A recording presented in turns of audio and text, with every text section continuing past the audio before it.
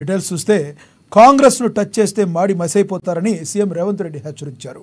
Congress జోలికొస్తే బట్టలోడదీసి road మీద ఉరికించి కొట్టిస్తామన్నారు. Congress MP అభ్యర్థి నీలం మధుకి మద్దతుగా నిర్వహించిన ర్యాలీలో ఆయన ఈ వ్యాఖ్యలు చేశారు. మాజీ ప్రధాని ఇందిరాగాంధీ మెదక్ పార్లమెంటుకు చేసిన అభివృద్ధి తప్ప ఇక్కడ జరిగింది ఏంటని సీఎం ప్రశ్నించారు. ఈ ప్రాంతాల్లోని వేలాది మంది పరిశ్రమలు కాంగ్రెస్ తెచ్చినవే అన్నారు. ఈ ప్రాంతానికి మోడీ కేసీఆర్ చేసిందేమీ లేదని విమర్శించారు. బీజేపీ బీఆర్ఎస్లు మెదక్కు ఎన్ని పరిశ్రమలు తెచ్చారో ఎన్ని ఉద్యోగాలు ఇచ్చారో చెప్పాలని డిమాండ్ చేశారు. బీజేపీ బీఆర్ఎస్లు తోడు దొంగలని సీఎం విమర్శించారు.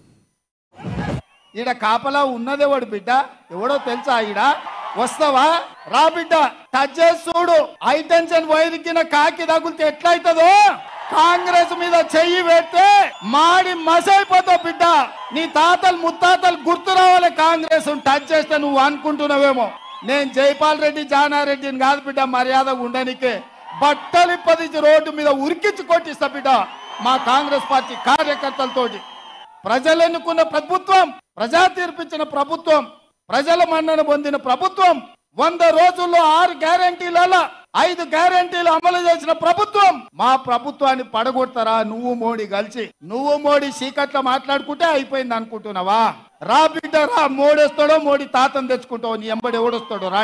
ఏసాలేస్తున్నట్టు నువ్వు ఆడబిడ్డలకు ఆర్టీసీలో ఉచితంగా బస్సు ప్రయాణం కల్పిస్తే ఆరోగ్య శాఖ మంత్రిగా వివిధ శాఖల మంత్రులుగా ఉన్న ఆయన అల్లుడు హరీష్ రావు గారి మెదక్ ప్రాంతానికి ఏమన్నా తీసుకొచ్చిందా అని నేను అడుగుతున్నా. నేను ఇవాళ అడుగుతున్నా, 2014 నుంచి 24 వరకు ముఖ్యమంత్రిగా, మంత్రులుగా, కొత్త ప్రభాకర్ రెడ్డి పార్లమెంట్ సభ్యుడుగా ఈ ప్రాంతానికి ఏమైనా పరిశ్రమలు తెచ్చిండ్రా?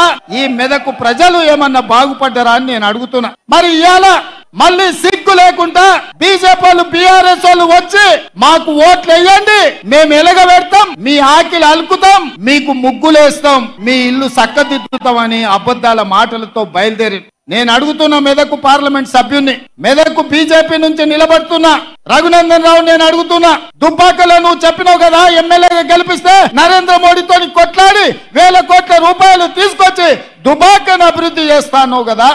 మేమందరం దుబ్బాకకు బస్సులు వేసుకొని వస్తాం. నువ్వు తెచ్చిన నిధులేందో, నరేంద్ర మోడీ ఇచ్చిన పరిశ్రమలేందో దుబ్బాకలో నాకు చూపించమని నేను అడుగుతున్నా.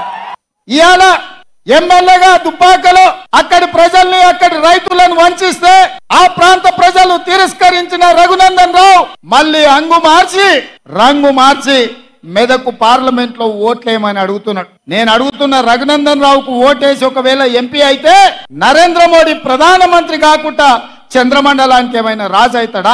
ఈ 10 ఏళ్ళు నరేంద్ర మోడీ ప్రధానమంత్రిగా ఉన్నాడు కదా. ఈ మెదక్